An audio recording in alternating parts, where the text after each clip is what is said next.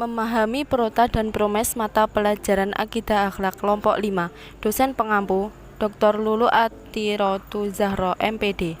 Anggota kelompok Amrina Rosada, Hana Umi Mahmudah, Nurah Kusmastuti, Reni Mulyani Effendi, Septiani Ika, Vika Ayu, Rafidatul Nur Azizah, dan Ani Zahurun Ain.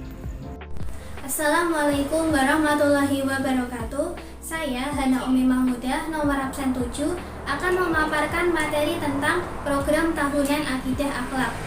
Program tahunan atau biasa disingkat dengan Prota merupakan rencana penetapan alokasi waktu dalam 1 tahun untuk mencapai tujuan standar kompetensi dan kompetensi dasar yang telah ditetapkan oleh guru.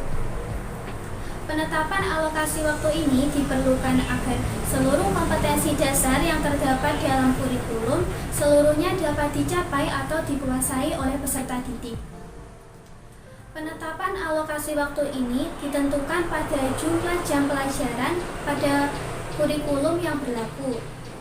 Program tahunan ini berupa program-program umum yang terdapat pada setiap mata pelajaran di sebuah kelas.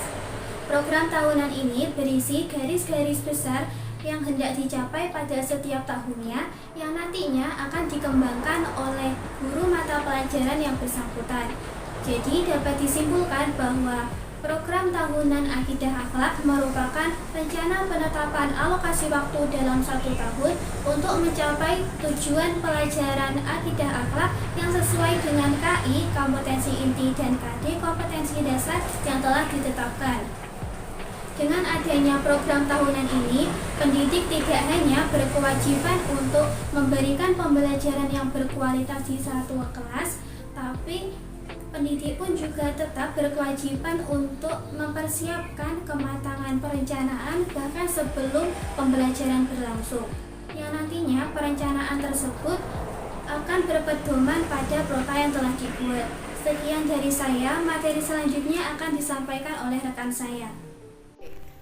Saya di sini akan menjelaskan materi tentang fungsi dari program tahunan. Apa saja sih fungsi dari program tahunan tersebut? Yang pertama yaitu membantu mengoptimalkan, mengorganisasikan proses pembelajaran agar bisa berjalan dengan efektif, interaktif, dan optimal. Menjadi suatu acuan bagi penyusun program tahunan. Yang ketiga yaitu menjadi pedoman bagi penyusun kalender akademik atau kalender pendidikan. Baik, yang terakhir yaitu sebagai acuan guru dalam mengoptimalkan waktu yang efektif dalam pembelajaran yang tersedia.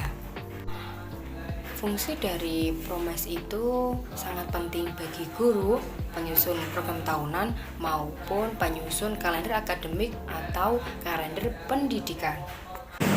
Baik, saya Reni Mulyani Effendi akan menyampaikan materi selanjutnya, yakni mengenai langkah-langkah dalam penyusunan program tahunan. Adapun langkah-langkah yang dapat dilakukan untuk menyusun program tahunan yakni yang pertama, melakukan analisis kalender pendidikan selama 1 tahun ajaran. Kalender pendidikan selama 1 tahun ajaran dijadikan landasan dalam melakukan analisis minggu-minggu efektif. Kemudian yang kedua, melakukan analisis minggu efektif setiap semester. Analisis minggu efektif diperlukan untuk menemukan beberapa jumlah minggu efektif setiap semester, baik ganjil maupun genap. Sebelum melakukan analisis minggu efektif, terlebih dahulu melengkapi identitas sekolah, kemudian mulai menghitung dalam setiap bulan berapa jumlah hari efektif, banyaknya minggu setiap bulan, minggu efektif dan tidak efektif. Hal ini berpedoman pada kalender akademik. Kemudian yang ketiga, menentukan banyaknya jam efektif yang merupakan hasil perkalian jumlah minggu efektif dengan jumlah jam per minggu. Jumlah jam per minggu akan berbeda-beda sesuai dengan jenjang satuan pendidikan, sehingga perlu disesuaikan. Hasil 112 analisis jumlah minggu efektif akan dijadikan dasar pada menyusun program semester. Setelah mengetahui jumlah minggu efektif dalam 1 semester, selanjutnya menentukan distribusi alokasi waktu pada setiap standar kompetensi atau kompetensi dasar yang telah ditentukan. Kemudian yang keempat, menentukan kompetensi dasar atau KD dan alokasi waktu dalam 1 tahun ajaran. Diurutkan berdasarkan tingkat kerumitan dan keluasan materi. Untuk materi yang sulit dibutuhkan alokasi waktu yang cukup banyak. Sekian materi dari saya. Materi selanjutnya akan disampaikan oleh rekan saya. Baik, saya akan menyampaikan materi yakni contoh program tahunan Akidah Akhlak MI. Teman-teman dapat melihat dalam makalah terdapat contoh program tahunan Akidah Akhlak kelas 1 MI tahun pelajaran 2020 sampai dengan 2021 yang mana alokasi waktu total ada 68 jam pelajaran atau setara dengan 34 kali pertemuan. Dalam PPT, saya melampirkan hanya sebagian kecil dari contoh program tahunan yang ada di makalah.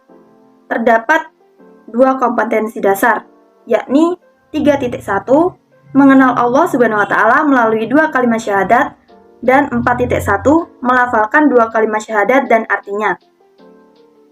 Untuk indikatornya ada 12, yakni 3.1.1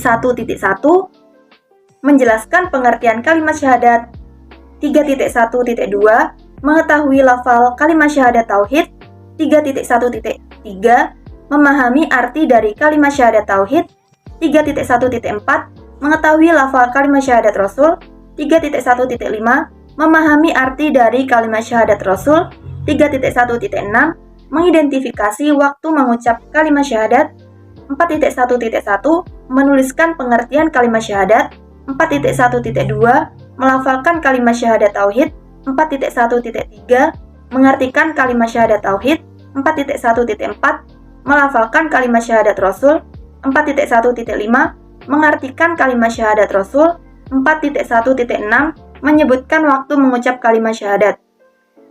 Untuk pokok bahasan atau materi yang diajarkan adalah tentang 2 kalimat syahadat yang mana alokasi waktu total ada 4 jam pelajaran atau setara dengan 2 kali pertemuan.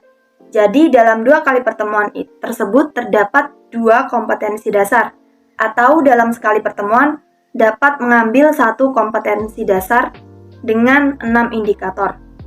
Untuk materi selanjutnya akan disampaikan oleh rekan saya. Materi yang akan kita bahas selanjutnya yakni mengenai program semester. Program semester bisa kita singkat dengan kata promes. Lalu, apa sih pengertian dari promes? Promes atau program semester merupakan salah satu bagian dari program pembelajaran yang memuat alokasi waktu untuk setiap topik satuan bahasa pada setiap semester. Pengalokasian waktu pada program semester diberikan secara lebih rinci dari pengalokasian waktu pada program tahunan atau biasa disingkat dengan prota. Pada program semester, setiap topik satuan bahasa dikembangkan menjadi sub-subtopik dan ditentukan alokasi waktunya. Selanjutnya, dibuat distribusi waktu di setiap minggu efektif pada setiap bulan selama 1 semester yang dimulai dari semester gasal atau ganjil, yaitu pada bulan Juli sampai dengan Desember, dan semester genap yakni pada bulan Januari sampai dengan bulan Juni. Lalu, apa saja sih komponen utama dari program semester atau promes ini? Komponen utama dari program semester atau promes ini yakni meliputi yang pertama, kompetensi dasar atau KD. Yang kedua yakni topik dan subtopik bahasan, serta yang ketiga yakni alokasi waktu topik dan subtopik yang selaras dengan KD dan indikator untuk setiap minggu pada setiap bulan selama 1 semester. Baik, sudah cukup penjelasan materi mengenai pengertian program semester atau promes dari saya. Materi selanjutnya akan dibahas oleh rekan saya.